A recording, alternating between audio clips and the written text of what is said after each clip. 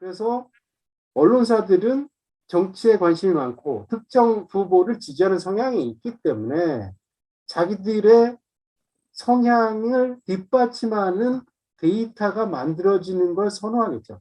그러길 바라겠죠. 그러면 의뢰 입장에 있는 조사회사는 그런 쪽으로 더 바람직한 자기들이 생각했을 때 데이터가 나오도록 가중치 문제도 있고 보정 문제도 있고요. 하여튼 그 샘플링의 오류부터 해서 그것의 어떤 응답률의 낮은 것 그리고 거기에서 이제 보정하는 문제 이런 것들까지가 다 이거 마사지가 되는 문제가 있는 것인데 이게 여론조사를 왜곡하는 결과를 왜곡하는 요인들이라고 할 수가 있고요.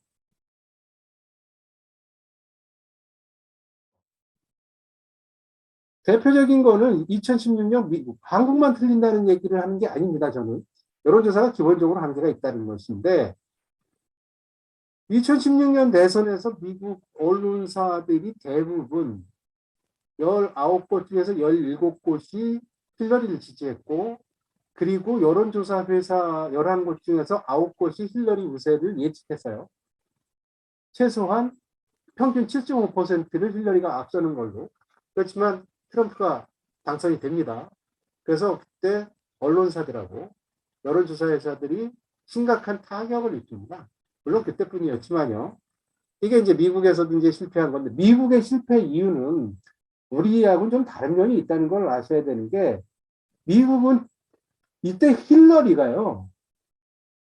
득표율에선 2.5%인가 이겨요.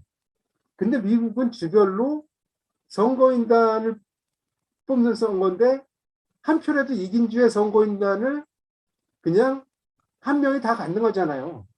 그러니까 미국 전국 대통령 선거의 그 여론조사를 통한 예측은 대단히 어렵습니다.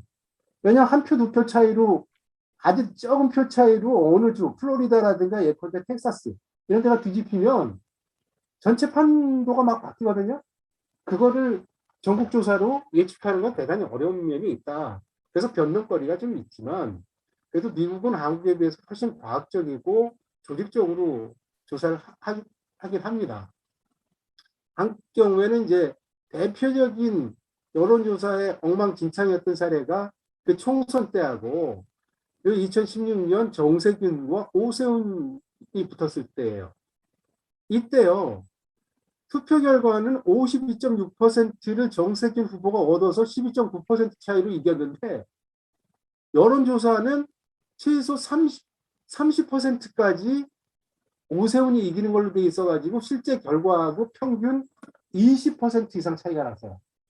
이게 조사가 아니죠, 이거는. 이 정도면 이건 조사가 아니에요. 그냥 여론의 왜곡이고 선전이죠.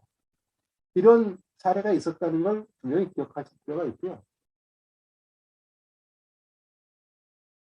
거잖아요. 이게 어떤 후보자나 정당이 그냥 변주 굴리고 대세처럼 막 빵빵 울리면서 가면 이게 뭐냐면 대세몰이를 해가지고 대세인 것처럼 보이면 그 정당을 지지하지 않는 사람들도 얼떨결에 그냥 따라간다는 거예요.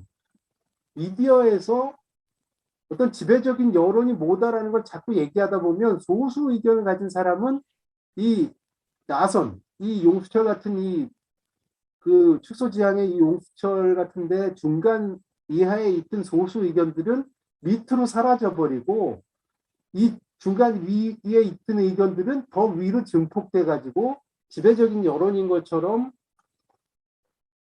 전달된다. 그래서 우리 언론사들이요 무모하게 안철수 후보 때도 그랬습니다. 어떤 회사에선가 아주 압도적으로 안 후보가 앞서는 것 같은 발표를 먼저 한번 치고 나가요. 여론조사를 뭐 ARS 응답률 3% 갖고 하면 안철수가 뭐 그때 지금 윤석열 씨가 가장 잘 나오는 게 ARS 3% 내외의 응답률일 때 45% 지지율 나오고 그래요. 그런 거 막 치고 가면요. 다른 언론들이 그거 받습니다. 왜 책임이 없잖아요, 자기들. 그러니까 그거 받아서 어느 언론사 조사 결과 윤석열 뭐 압도 이렇게 치고 갈 수 있어요. 그러면 그게 지배적인 여론인 것처럼 언론에 의해서 증폭되면 이 중도나 불안감이 있는 사람들은 밑으로 잠겨버려요. 더 자기 의견 표출 안 하려고 해요. 그러니까 여론조사에서 더 그쪽이 많이 나오게 됩니다. 갈수록.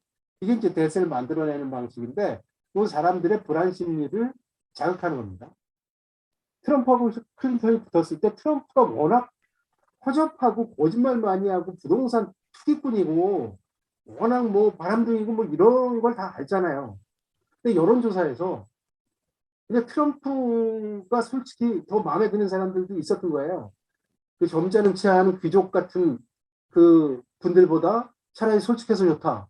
근데 여론조사에서 트럼프를 지지한다고 얘기하긴 굉장히 쪽팔리는 거죠.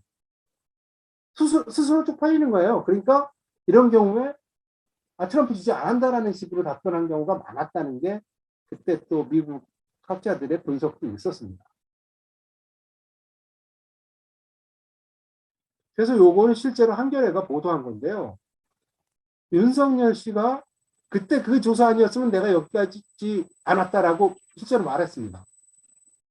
6월 30일 날 국회 기자회견에서 검찰총장 시절에 검찰총장이 정검찰총장이 자기가 6월 30일 날 그 전에 그 세계일보 여론조사에서 자기가 10% 이상 지지율이 나온 걸 보고 야 내가 대통령 할 수 있겠다 이 생각이 들었다는 거예요. 근데 뜬금없이 세계일보에 윤석열이 출마 선언한 것도 아닌데 후보로 넣어갖고 여론조사를 한 거죠. 그래서 그걸 대대적으로 보도를 해버리고 다른 데서 받은 겁니다. 그러니까 여론조사를 가지고 실제로 이렇게 언론에 정치판 플레이어가 됐다고 한겨레가 잡았는데 이건 정치예요. 정치. 이건 언론이 아니라 정치하는 거죠. 이 실제 사례를 그 본인이 얘기한 경우입니다. 이제. 최근 조사 몇 개 보고 가겠습니다. 이게 ARS 조사하고 조사원 통화했을 때 ARS 했을 때 윤석열 씨가 압도적으로 높거나 높아요. 조사원 통화했을 땐 이재명 후보가 압도적으로 높거나 높죠. 정반대로 나와요. 근데 이것만 한 ARS만 한 것들도 엄청 많다는 거예요.